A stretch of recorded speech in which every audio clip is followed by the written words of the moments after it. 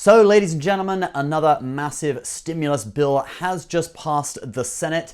Now, this bill is an interim bill dealing mainly with the Paycheck Protection Program. There will be another bill coming after this one, a much bigger one, which will most likely include additional payments to individuals, like the $1,200 stimulus checks many people have already received. We'll give you more on that a little bit later in the video. But what has just passed the Senate is a bill that mainly deals with the Paycheck Protection Program, which ran out of money last Thursday. It also deals with some of the faults in that program. For example, it was supposed to be for small businesses, and Shake Shack actually ended up getting $10 million under that program, which they have actually returned, or are gonna return. So there is much more of an emphasis on mom and pop shops and small businesses. At least we hope that's what the senators are saying with this bill that is passing now, okay? Now, earlier in an interview with CNN, Chuck Schumer did say, I think we are going to pass this today. He said that him, Mnuchin, Pelosi were up late last night talking on the phone, and they basically agreed on every item in the bill. Let's just go through the bill very quickly. So it's a total price of around $484 billion. The main items are $310 billion for the Paycheck Protection Program, $50 billion for the EIDL grants, another $10 billion in business grants, $75 billion for hospitals, and $25 billion for testing, which is state-led, and then a few other smaller items. Now, the Democrats did originally want some funding for the states to be in this bill, but apparently they're now going to address that in the next bill. Trump tweeted it out this morning, and apparently that gave them the confidence that, okay, we'll wait till the next bill to do that.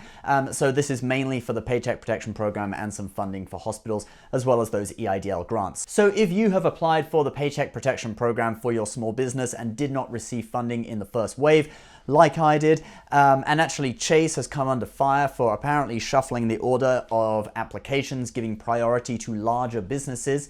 There are some lawsuits out now, class action lawsuits that people are actually suing because of that. And I suspect that's what happened because I applied on the first day that had applications open and I still didn't get in on the first round. So if you were like me and you didn't get in on funding on the first round, it's highly likely you will actually be able to get funding, especially if you've already put a application in for the Paycheck Protection Program. And this program, if you don't know, it supplies you with 2.5 months worth of your payroll costs for your small business. Now, I did say that this was only an interim bill.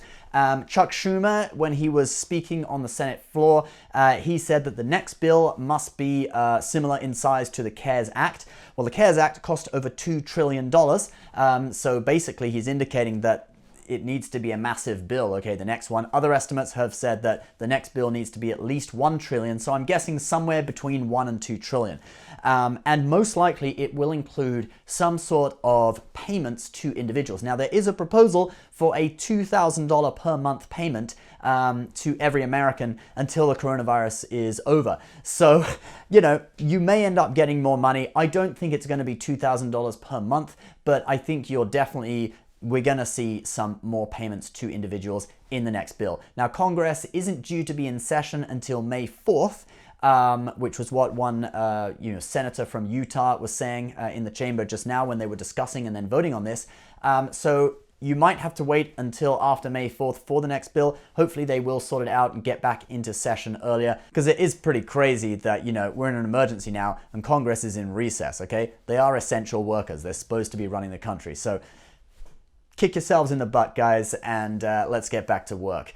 So going back to the interim bill, it will now go to the House for a vote and then to the President's desk to be signed. I don't think it's going to have any obstacles, seeing as they have all discussed it already and agreed upon it, so it really should just be a formality, and applications for the Paycheck Protection Program probably will be opening up within the next day or so.